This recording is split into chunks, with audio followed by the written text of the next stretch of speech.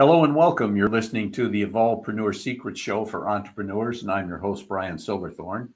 And it's always my mission to help entrepreneurs make the differences they want to make through their businesses and to navigate the sometimes messy worlds of startup and growth or relaunch. And today, we're going to dig deep with our guest and get you some great concepts and strategies to fast track your business. And our special guest today is Austin Kerr. And Austin is the founder of Hue Management. It's a software company that's designed for improving the overall management experience and employee experience for owners and HR and employees. So welcome to the show, Austin. Thank you. I'm very glad to be here. Good. I'm glad, happy to have you. And you just told me, but let's tell everybody else where you're hanging out. So right now I'm in Greece, specifically an island called Samos. I'm being a digital nomad, so basically traveling around Europe with my wife, working 50-hour weeks while spending our weekends and mornings just being tourists. Well, if you got to do it, that's a nice way to do it. Yeah. So, okay, so to get started here, we're going to do this in 10 minutes or less. And the first question I have is, why did you decide on this particular business at this time? So at the time, I was working at a real estate investment startup that I was one of the first 5 employees, managed HR, sales, marketing, and kind of saw that growth pattern as it got to 50 employees, et cetera. And so during that time, I picked up a lot of tools that I found really useful to help me with managing. And I later got into building custom software because that was a really great way to make the business run faster and all that sort of stuff. So when I then got my head around custom software, I then reimagined all the tools that I had been using, and I decided that I could build a software that would make the overall experience better for managers and CEOs. And I tested that idea with all my friends who also own businesses, and I decided this was something I needed to make. Good. It's always nice to hear everybody's got kind of a different transition story, so that if you're paying attention, it helps you end up getting where you want to go. Yeah, so, absolutely. So right now, who is your ideal client? So that's a little bit hard, honestly, because the software I have is very universal. What I have basically found from starting working with the clients that I've worked with is that managing employees is mostly the same, regardless of what industry you're in. So whether you're a plumber or a copywriter or work at a marketing firm or managers have to deal with employees coming in, coming out, churn rate, training them, wondering if they're worth the money you're putting into them, etc. And so my software has been really universal. Like some of my clients are voice teachers who have big voice teaching businesses with like 20 employees.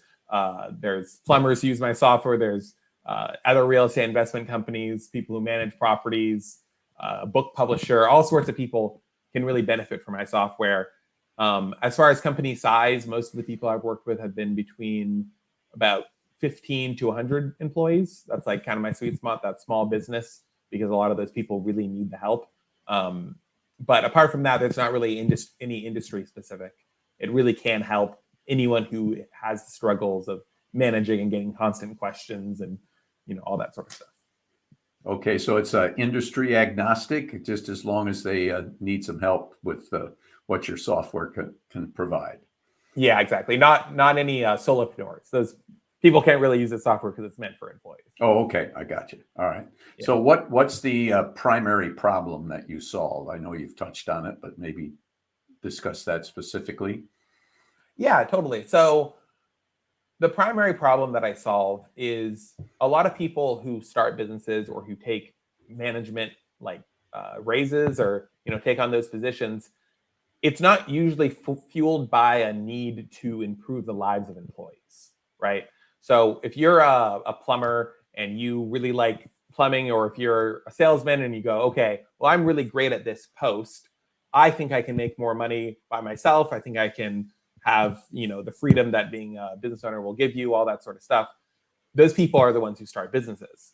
And so once they've started that, they usually find pretty soon that if they're successful, they're going to have employees. Now, once they've picked up employees, right? Because like the main reason a business fails is because they couldn't get any money. No one would give them money, right? Marketing's like the first hurdle in a business. The second hurdle is always employees. Can you bring people on? Can you train them? Can you make less valuable employees more valuable? Can you build a culture that people want to stay in? So once you're facing those problems, there's not really much that's there to help you. A lot of businesses fail for this reason, or they fail to ever get beyond, the $1 million mark or the 20 employee mark or whatever. So those people who have those problems, it's usually because they don't have the infrastructure there to make sure that hats are readily available for people. When they start, they can get questions answered, all those sorts of things. That, when someone has an idea, they don't know what channel do they communicate it and how do they get time off. So for those companies that are on that growth pattern and they're running into that second hurdle, that's who I built my software for. I've spent about 2 years building it, a lot of research, a lot of testimonials I've gone through and surveys to really make sure that it's nice, intuitive, easy to use, takes 10 minutes to get the hang of it, and it really can save you at least 50% of your time spent on management tasks. Excellent. That sounds like it would be very beneficial. And you're right. Once you get to employees, you got a whole another set of issues that you've got to deal with on a regular basis. Yeah, well, absolutely. We're moving along good here. We got about 5 minutes left. So when you start working with clients, what are kind of the most common mistakes that you discover they've been making? Usually not writing down their knowledge is probably the most common mistake. Someone will hire people to ask them questions. They'll be frustrated that they keep having to answer the same questions. Like every new employee asks them the same 5 questions, but then they never write it down. They never make it accessible. It's like a really simple thing. Even if you don't use my software, which of course makes everything very easy, you should use it. Just writing it down on a piece of paper or on Word and then printing it out somewhere. Like just that action alone will save you a lot of time and frustration. One other thing that causes is when you tell individual people who are asking the same questions and you tell them the answers, you usually don't say it the same way. So this little divergent between what people understand how to do blah or what to do when blah happens, and that causes much bigger problems. So yeah, just write things down. Yeah, I agree with you there. I'm a big communications guy. And once you do get everything down, you got to remember where you put it and make sure you refer to it too. Exactly. That's why my software is useful. Yeah, absolutely.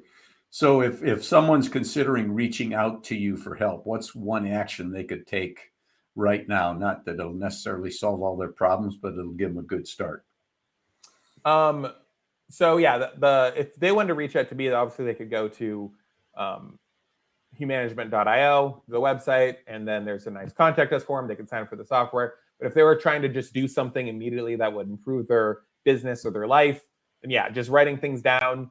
If they already are writing things down, the second thing they should do is they should start keeping track of some metric, some number for every employee. What do they produce each week? Let's just keep track of that. And then when they ask for a raise or when they ask for stuff, you can go, oh, well, yeah, you've been producing more or less or whatever. Then you have that knowledge, because you'd be surprised how many business owners don't have that knowledge at all. Yeah, I wouldn't be surprised, because I've been working in the small business world for a long time, but I understand what you're saying. So all entrepreneurs have challenges, even those that are in that big 6, 7, or 8 figure earner category. So right at the moment, what's kind of the biggest problem that needs to be addressed in your business? In my business? Yeah. So I very much have a startup. The biggest thing that I'm addressing in my business right now is honestly in discovering the best ways to communicate with the ideal customer.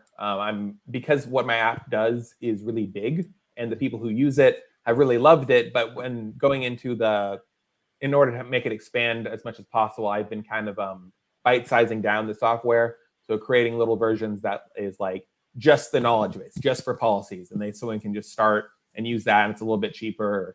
That's kind of what I'm trying to solve, so that I can make it more digestible to people. Because when people come in, their first thing is a little bit overwhelmed.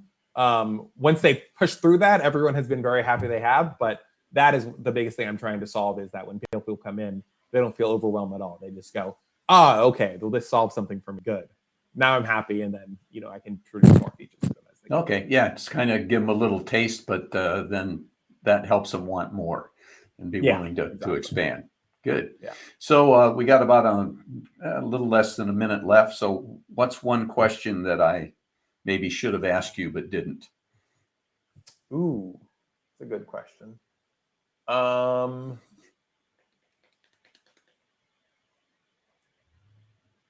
I cannot think of an answer to that question. You had some great questions. Okay, well we'll just pass on that. Just have you got any final thoughts for the folks that are listening? Yeah, totally. Building a business is great. It's something that affects the economy, affects so many people's lives. It's important to think of the impact you have on your employees, because in the end, what they're giving you is no less than 1/3 of their entire life. That's what you're getting in exchange. And so you can go into, really what they're giving you is the products, and you have to make sure that the products and the value in exchange, and there's lots of complexities you can put on top of it. But in the end, you are getting a lot from them just by having them dedicate their time to you. So making sure you're building systems and games where they can have purpose, where they can be productive, where they can build things that they're proud of, is a vital thing that can affect a lot more than you think. So when you're a business owner, think about this sort of stuff and plan for it, because you can do so much more. Excellent. That's excellent advice. And that's a wrap on another great guest podcast from the I'm having a little trouble talking here, from the Evolvepreneur Secrets Show for entrepreneurs. And if you enjoyed it, please give us a 5-star rating before you leave, and maybe share it with a couple of friends so we can spread the word. And if you want to make sure that you can stay up with all the podcasts in the past and those that are coming, go to evolvepreneursecrets.show. And if you're an entrepreneur and you got a great idea, let's get it out there and start it today.